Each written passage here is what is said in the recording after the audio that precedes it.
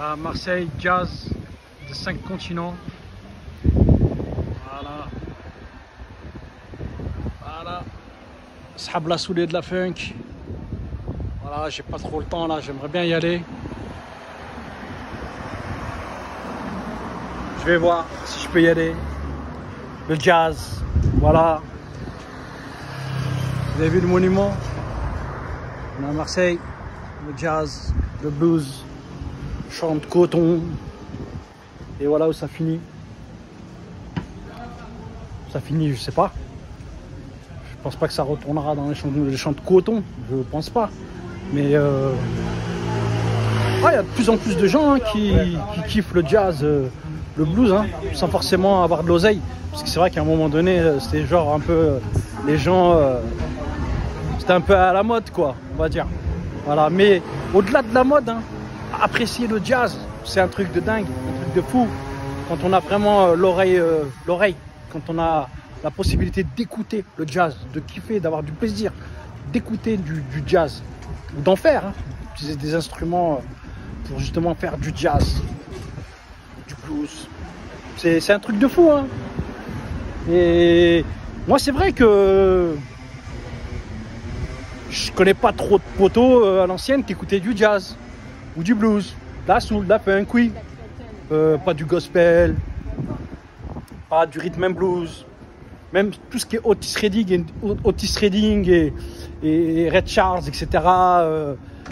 Ella Fitzgerald, etc. Billie Holiday, Nina Simone, etc. C'était pas des gens que nous on écoutait trop dans le quartier, hein. Aretha Franklin un petit peu peut-être, parce qu'elle avait vraiment une période un peu soul, comme Nina Simone d'ailleurs aussi, hein. Mais après, il y en a beaucoup, ils ont tout fait, hein. Du jazz, du blues, du rhythm and blues, de la soul, de la funk, de la pop, voilà. Mais c'est vrai que si vraiment je veux être sincère, c'est pas du tout ce que nous on écoutait. Et en fait, moi je suis tombé dedans quand j'avais à peu près une vingtaine d'années, un peu par hasard. Je crois que je l'ai dit une fois dans une autre vidéo.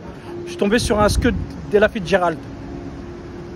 Et je vous avoue que j'ai reçu une petite tarte. En ce temps-là, je me baladais dans les brocantes et je cherchais des CD de tout genre, de tout type de musique. Même Jacques Dutronc, je connaissais pas en fait. Et j'avais envie de découvrir, j'avais la dalle, grave. Et par hasard, je suis tombé là-dessus. Et après, c'est après que j'ai compris. Voilà. Je me suis renseigné que j'ai compris. Donc c'est vrai que là, de se dire que voilà, il y a le festival du jazz aussi à la Villette, à Paris, etc., etc. Voilà,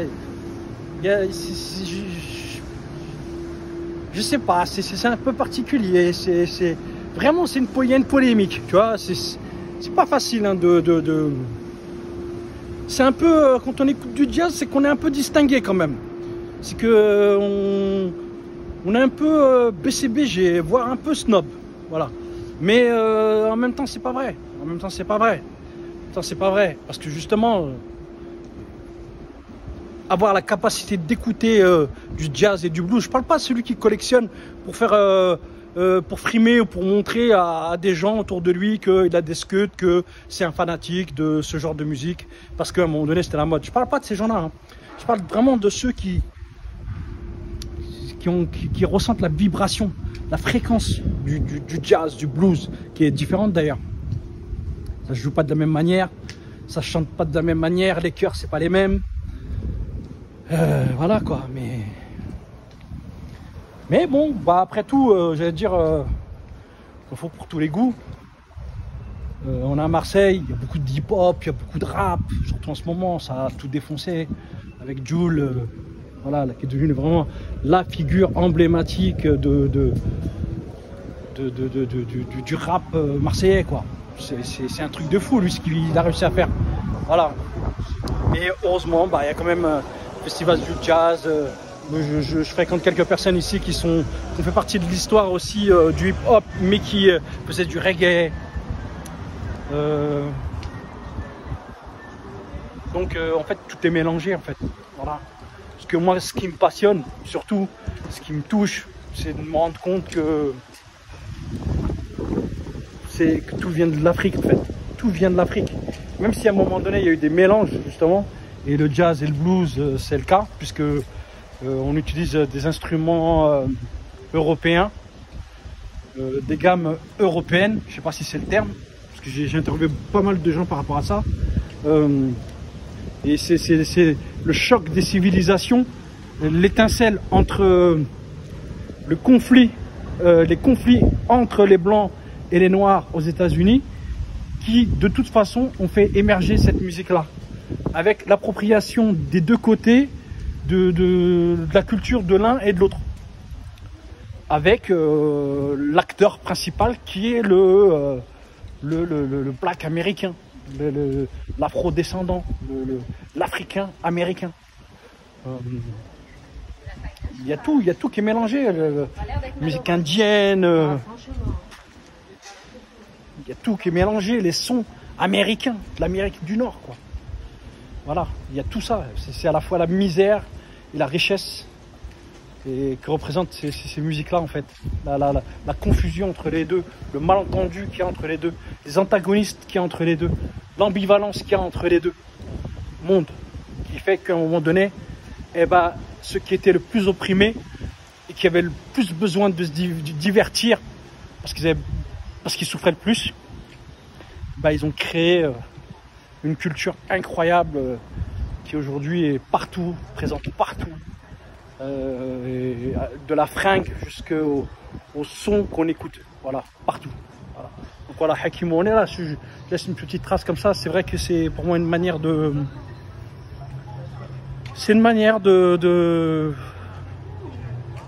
d'avancer dans moi, ma réflexion par rapport à la musique notamment, et pour aussi savoir ce que moi j'aime, au-delà de ce que on m'a obligé à aimer ou à ne pas aimer, ce qu'on m'a dit qu'il fallait que moi j'écoute parce que j'étais un maghrébin issu de l'immigration, que je suis né en France, voilà, j'ai pas le droit d'écouter ça, mais j'ai le droit d'écouter ça. Bah, j'essaie de casser tous ces codes-là pour à un moment donné savoir ce que moi j'aime, ce que j'aime aujourd'hui, ce que j'ai envie d'écouter aujourd'hui. Voilà. Donc je m'aventure dans toutes les dimensions de la musique universelle. Des sons, du son. Hakimo, à plus. Marseille, ça m'inspire. La musique.